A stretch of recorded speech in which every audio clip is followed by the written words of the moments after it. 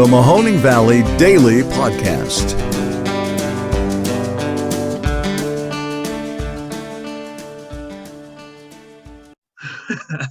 We are here today on the Mahoning Valley Daily Podcast, and I am joined by Derrick McDowell, founder of the Youngstown Fleet. Thank you very much for coming on, Derrick.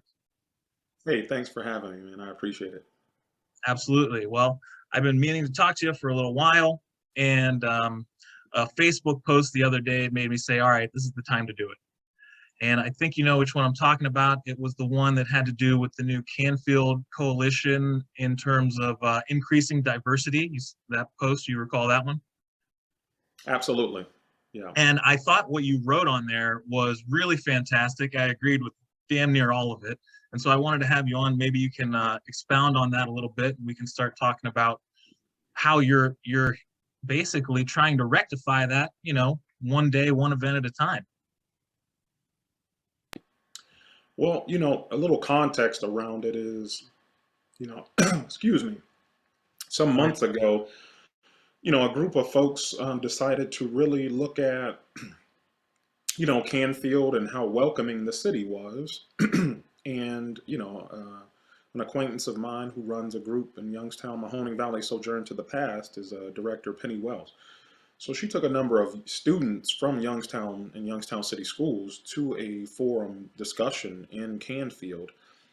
And they just shared from their perspective what Canfield felt like to them.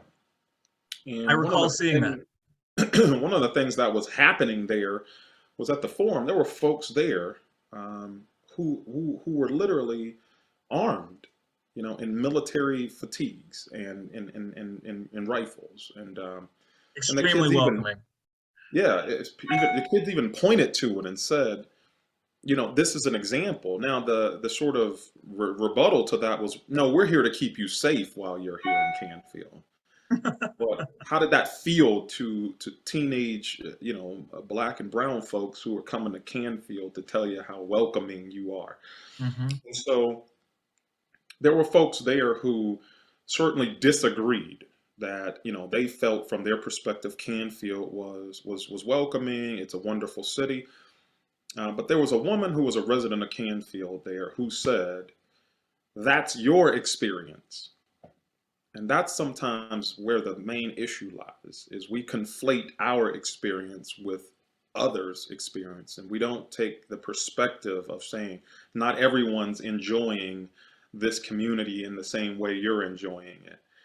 And so I'll say, fast forward to this coalition, which is, some members of the community, some member of the clergy, and I believe, Penny Wells is on that coalition as well, that these conversations are continuing. I think at the behest of the mayor, his words were, if Canfield to some is not welcoming, then we want to address that and look deeper into it. And that, to me, and I don't know him personally, but it's a commendable, noble effort. And hopefully it's one that will continue and will be welcomed regardless of the result. It's a noble effort because some folks won't allow you to get to that step. No, absolutely. And that is setting the groundwork, hopefully, for people to bolster that notion with actual implementation and policies and whatnot. Like you saw one guy at that meeting say, well, we certainly don't want to have, and you hear this a lot in communities of this nature, you certainly don't want to have multi-unit residencies going up because we have good schools, because our, tax base is so high. So we want to welcome everybody. And I'm sure there are African Americans who can afford to live here. So if they can just come here. It's like, yes, totally true. And if you don't even want to deal with multiple unit residencies, then you at least have to deal with the tone and the tenor of the town at large. And so that is what I think the mayor was addressing. He's like, listen, we're not going to talk about fiscal reasons why maybe Black people don't live here, because that's not why they don't live here. Yeah, and that's a whole nother thing. We're talking about feeling welcomed into a community, right? Doesn't mean I'm moving there. Maybe I'm passing through, right? Another statistic they shared, I think the police chief of Canfield had shared that much of their traffic stops, where about 10% of African Americans or people of color were pulled over in Canfield. And the question was asked, and how is that possible when you're African American or people of color? 1%. Yeah, it's point like 0.04 or something, right? And Right. so, Canfield's not that large. I think there's 7,200 plus folks in Canfield, and if your population isn't the one you're pulling over, There with might be those a little black bit and of brown folks, profiling at play. you're pulling over people passing through that community, and maybe we're not familiar with the streets and the traffic signs or the speed limits or whatever that may be. Maybe the nervousness, right? You could be doing everything right, and a law enforcement officer get behind you, and it just makes you know whatever that may be. So, Yeah, what did I do? I'm sorry, I didn't mean to do yeah, it, but like and, I but there saw is a type of recently, Philadelphia actually stopped doing low-level traffic stops because they didn't want to have any, violent confrontations come out of them. But I was also listening to Bomani Jones's take on it. He's like, wait a second, I don't want you to give me a letter in the mail 3 weeks later telling me that I had a taillight out. Like, I would like to know that right away, please. You're sure. basically telling me that you cannot trust yourself to pull someone over and do it responsibly. So Yeah, because at one point in the past, I was like, this makes a lot of sense. Why have these interactions with armed officers when maybe all that's necessary is a bill in the mail later on? But at the same time, couldn't we just ask more, of those interactions? sure. Yeah, I mean, and it's again a part of our issue in our society today is we place things in a either or position rather than a both and, right? We can Yeah, do a little bit of both, right? I We've think a got little of both, would that technology, be okay? we've got technology at our disposal, and it can be very useful. I know there was a kid in Youngstown who had endeavored to create an app that if you agreed to install it on your phone, sort of worked in the way an Amber Alert does, right? If you were being pulled over by law enforcement, you got an alert on your cell phone that says, "Hey, you're being pulled or requested to pull over by law enforcement for this reason," right? Mm, Just so that you would know, like, I'm after you, right?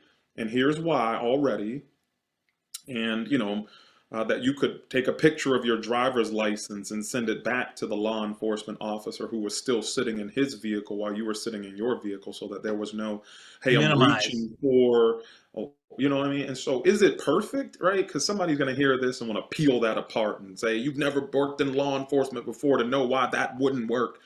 Um, can we try? We're Yeah, so unwilling to even explore and investigate. And so, again, do I want to stop all low level interactions? No, because there's some low level interactions that have led to high level, career busts, right? It yeah, looks like a tail light out with the trunk's full of, a Coke, so sure. but at the same time, the opposite spectrum of that is my tail light actually wasn't out, and you're looking for a reason to pull me over and exacerbate a feeling that you think, and so you'll push and push and push until this turns into something. I've had an undercover law enforcement officer come up to my window, and I don't smoke, and he had a cigar in his mouth, and it was an unmarked vehicle, and he pulls me over, and he's like blowing smoke in my face. And I said, "Hey, listen, can you please not do that, right? I'm going to roll my window up because I'm not going to tolerate someone blowing secondhand smoke in my face." And so, I don't know if you're trying to agitate me or what. And his response was, "You look like you were about to do a drive-by shooting." And I thought, like, what does that look like? You know what I mean? I'm alone in my car. You're very Where he pensive. pulled, yeah, Yeah. where he pulled me over at was there were two empty lots, right, on either side of the street. So there were no residential homes. There was no one walking, right? So long story short, I mean, it's again that pragmatism you and I talked about earlier, which is let's take a look at this from a practical approach and say, if we want a community to be more welcoming, then let's start by asking, why don't folks feel welcome here? Yeah, and it has to include all aspects, and policing is a large part of it. Sure. In a Yeah. in a place like Canfield, it's not like, oh, I don't feel welcome when I go into the Canfield Giant Eagle. I mean, maybe that's the case, but I that's on you, or whatever. But like that, there are institutions and there are actors within the community that can do more than others. For sure. Yeah. And again, the question is, as a community, and for certainly any community, no one person can speak for the entire community, but you have a mayor who's a representative of that community, who was elected to put his best foot forward on behalf of that community, and he's saying, I want to ensure this community is as welcoming as possible. And so people will take that much more seriously from that office and that position. And so when you start saying, well, if we want a welcoming city, like you said, like law enforcement plays a huge factor in that, but cultural identity as well, right? And Hmm. the entertainment, right? I mean, what's the most notable thing in Canfield? It's typically the The Canfield Fair. rooster. That's right. It's 76 years of entertainment. And so how welcoming is it to folks who don't live in Canfield, Yep. or who are just passing through, or when you look at the things that are meant to be, entertainment, what do the artists look like who have occupied that grandstand every year? Are they inclusive? Are they diverse? Or is it the same thing? Well, we've been doing this for 176 years. Well, it's like, well, no wonder you get the audience that you get. No wonder you get the folks that you get coming through your community repeatedly. Yeah, And I the thought it was odd this year that Darius Rucker was the largest name on the grandstand and had the lowest ticket sales. I and don't that's know what partly that because portends. yeah, that was partly because there was a prior act booked before him that canceled due to COVID. Right. And so it was a last minute ad, but that was interesting, right? We've had Yeah. pentatonics there, and done well.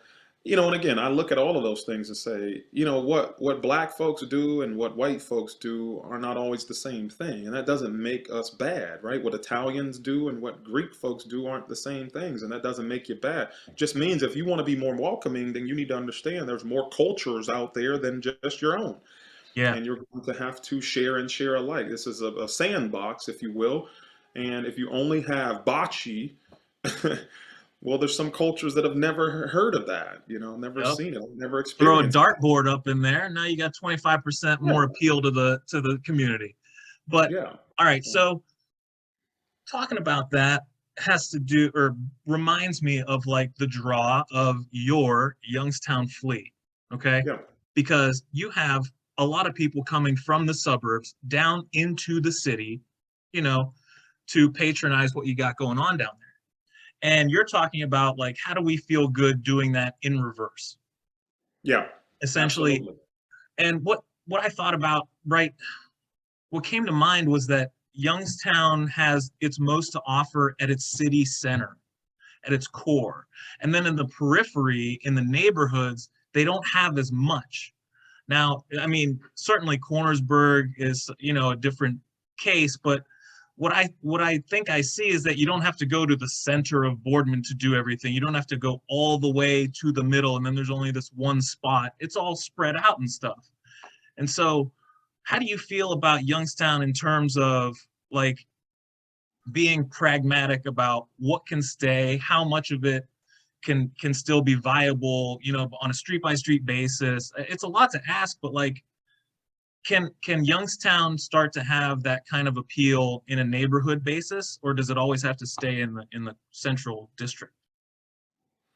I think there's a number of, experts and, folks that'll say, the, The well researched, consolidation. yeah, I mean, there's the well researched folks who will tell you that this is what you do. You focus on your core and you stabilize it and you branch out from there. I'm one of those people that I can hear that and I can give credence to it in a number of ways, but I can also challenge it too, to say that doesn't have to be the way we do everything, and it doesn't No, have to because be the from way the end things. of Canfield or Boardman to the middle of Youngstown, there's a lot of streets in between there. There's a lot of Yeah, neighborhoods in between there.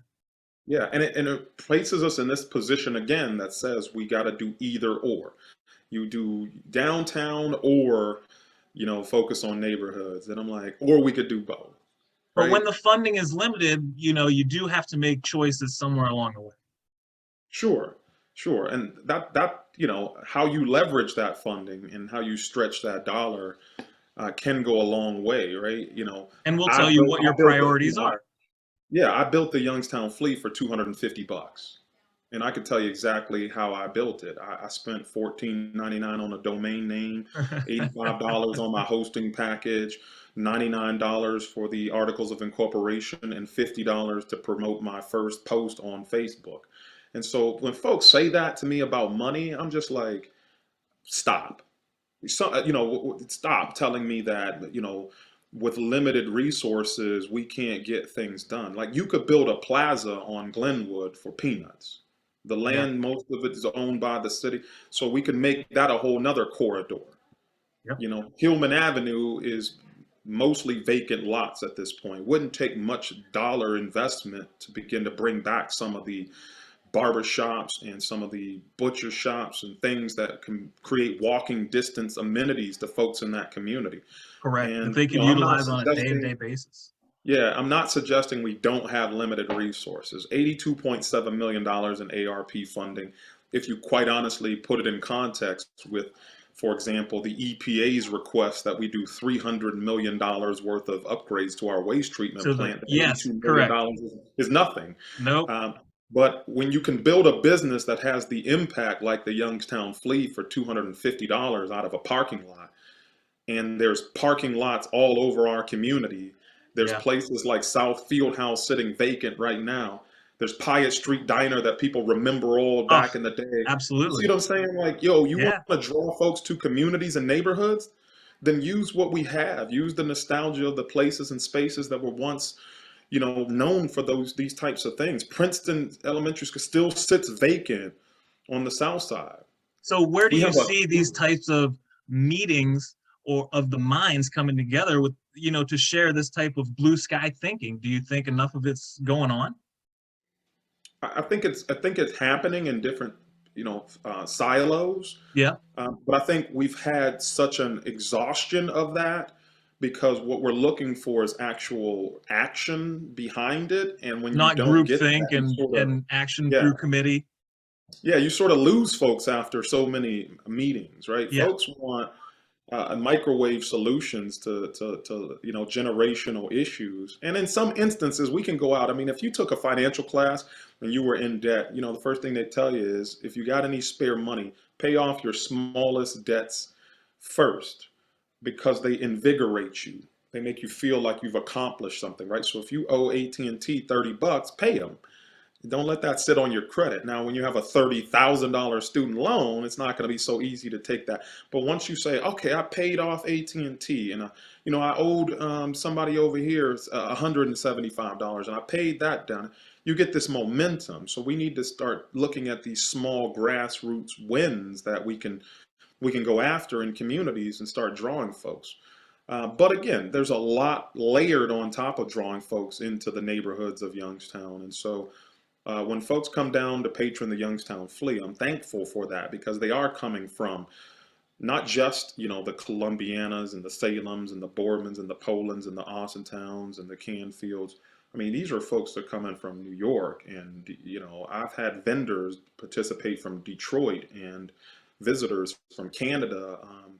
There Yeah. was, I mean, the best part about it is that, like, sure, you can have a good idea or just be someone who has a lot of people in your corner, and they'll come and they'll rally and try to help you as much as they can, but the proof's in the pudding. And as long as you have a good product, you don't need to be propped up by anybody anymore, because like you said, you're going to be getting takers from all over the place for your goods and services. Yeah. I mean, if you've got the, folks who, maybe suffer from something like I do as you get older, right? I got a sciatic nerve. I mean, you tell me there's a good chiropractor out in Cortland, I'm gonna go check him out. Ooh, And so, you're preaching to the choir. look Mine at acted that. up last week. I was laid up for 4 days. Get out of here. Look at where we digress into. But Old no, I mean, age. I don't want to. I certainly don't want to minimize anything, right? I mean, at one point, Youngstown's infrastructure was supporting 130, 170 plus thousand folks at the height of our population in the 1930s. and you now are down to 60,000 folks. So you're Mhm. talking a lot of sprawl, a lot of infrastructure to try and address and draw folks to. So no, you cannot draw everybody to every geographical part of this city. We're going to have to defrag, as they would say in the tech world, and condense Mhm. and bring some of this more cohesiveness to sort of the neighborhoods. But if you look at growing Elm Street and what they're doing over there off of campus with Culture House Coffee and Prepped Wellness and, Art House on Elm and Wick Park, they've got these little pocket neighborhoods that are drawing folks, really stabilizing the residential portion of it. And I I saw saw, that recently there's some kind of grant for 800 houses to be demolished coming to the yeah, city. yeah, I and mean, so that's it's good. Cutting down on blight, yeah, and YNDC. so there's folks that are being drawn to. So yes, in theory, stabilizing campus and bringing a few more amenities to YSU has drawn folks. But guess what? YSU still suffered from the fate of many universities with population and student enrollment decline. And so it is not a end all, be all, fix all with if you build it, they will come. Right. There's a much more we've got to do. And part of it for me is a pride that we're missing. There's got to be a pride in the valley. There's got to be a pride in communities, and there's got to be a cooperation. If you looked at one of my other posts, I think you had commented or pointed out to me. I say we're nothing more than some sibling cities. Hmm. It's like we Yeah. got cute little Canfield and Baby Boardman, and oh look, there's Austintown, and here comes Youngstown, right? Except the way we treat one another is really not like family. No, no, it's like the cousins you hope don't come to the party and they always do. And you Yeah, or at sit least at a the other healthy side of family. the hall. Yeah, I should say a healthy family because some folks will say, "Oh, well, that's sort of how my family we're dysfunctional," and so we all know that no one really truly wants to exist in a dysfunctional family where you can't have a conversation without disparaging one another. You can't stop bringing up each other's records of wrongdoings, right? Sure. Pride in the Folks, valley means the whole valley. And so yeah, you should feel prideful in the successes of your surrounding communities and also feel the plight of them, in their failures. yeah. Um, And like, issues, initiatives like, defend Youngstown, they're not just some cool little slogans, right? Those were mentality shift moments for us to say, hey, of course, we're going to sort of, take a step back when you accuse us of all of the crime of the valley yeah. because we're the county seat and it's the easy thing to do. When articles are being pulled down from federal court documents and the feds don't care to differentiate between the suburbs and the city, so they just write Hmm. Youngstown for everything. And an article reads Youngstown this. And it's like, but that's, and I don't want to see crime in any committee and community, right? No, but when But something good happens, they don't just lump everyone together in Youngstown. They yeah, give them their fair again, dues. if we take it back to siblings, imagine if you were blamed for everything every time something went on. Every time your parents came home, they were like, Oh, "Run!" this is a Marsha moment. Yeah, it's like, yo, not me, and they still don't even believe you. And so you've got to defend yourself over and over and over. So what that's going to do to you, that's where we get the term black sheep from in a Yeah. community, in a family. It's just like, well, you're the one that's just so different. We can't figure you out, and you've always got something wrong with you. That's what we've created with Youngstown. And Meanwhile, yeah, go ahead. most of those other communities are sort of sitting back, enjoying the fact that they're not going through what we're going through. Yeah. I just And think I'm like, that what there's family would there's do so that to a sibling? there is so much similarities between us. You can't tell me that you're so different from someone that lives 3 blocks away. And I saw like one of the memes where it shows every city as a character in the whatever, the office or whatever it is. It's like, Yeah, how can you live up to a stereotype just based on where you're located in every aspect of your life? Like why buy into a self-fulfilling prophecy that is essentially just going to bring you farther apart from your neighbors? yeah, And this sense of pride, and I get it. So if you have Canfield pride, that's okay, but don't let it supersede pride for Ohio or whatever, like that's the whole country over party discussion for another day. But I Well, I think just again, feel that's why we position this. It's either or and not both and. It's like have pride for Canfield and Youngstown and the Valley and the state, right? I mean, it's like, why do we have and to? yourself.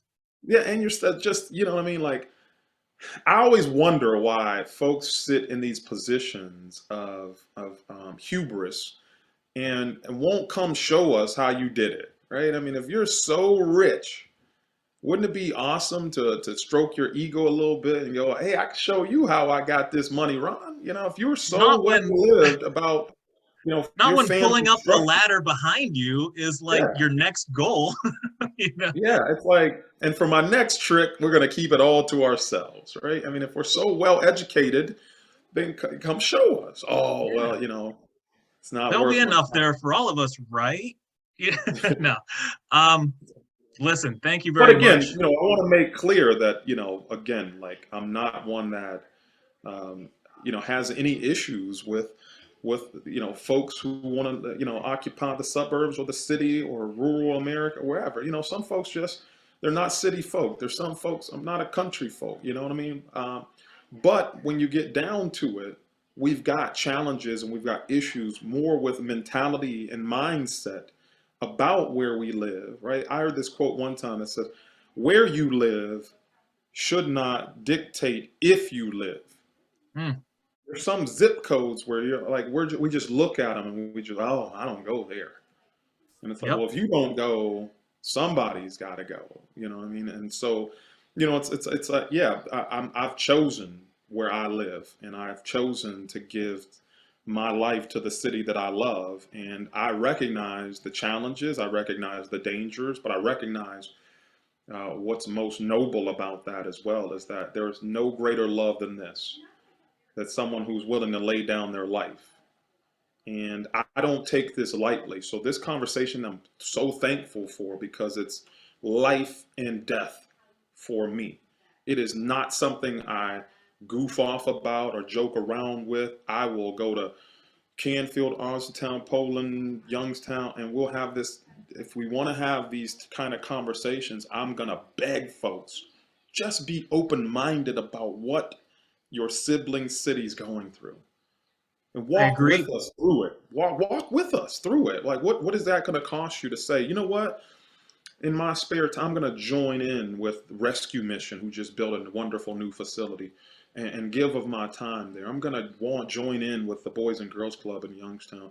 I'm going to patron the Youngstown Fleet. You can bet that the city, in most cases, we don't have a choice sometimes but to patron the suburbs because we don't have Right. any other outlet. Yep. And so by default, you're getting our dollars coming your way. You wouldn't be able to sustain the economic development they're enjoying right now if that weren't the case. But when it's time to reciprocate, I always joke with folks, Youngstown's most safe when Elton John is in town. Like magically, you know what I'm saying? Like Well, their demography changes drastically for the evening. for the evening, it's interesting. We could just hang on to that. It's like the Cinderella effect, Oh yeah, absolutely. Sorry, you guys are here now. Midnight hits, and Y'all are it's here now. woo, Elton's yeah. leaving, but y'all are here. Yeah, they want to catch a ride with him out of town. Like, yo, Who can you? doesn't? My goodness, he's probably living like Liberace up Yeah, on that plane. Man, yeah, get for out. sure. Now, if I rolled up through the hood with Elton John, I think my kudos would go through the roof because he got a song with Tupac, right? You know what I mean? Oh. Or that might Yeah. just be a sample. I don't know if he would actually, That might have just been the perform. hologram. Yeah. Which we'll take at this point. Hologram Tupac's good as We need we'll have to. anything we can. Absolutely. So much left on the table with that, man. Yeah. Well, thank you very much for being on. I hope to have you again soon. And like you said, not just conversations, but doing. Proof is in the pudding. Go down there, Yeah. investigate, and bring yourself into the fold. Hey, Ron, thanks for letting me share my heart, man. I really appreciate the opportunity, and I look forward to future conversations with you, as well as future podcast episodes of other folks you bring in, man, and other topics you tackle. Cool. Thank you very much. Take care of yourself. You too, man. Thank you. You got it.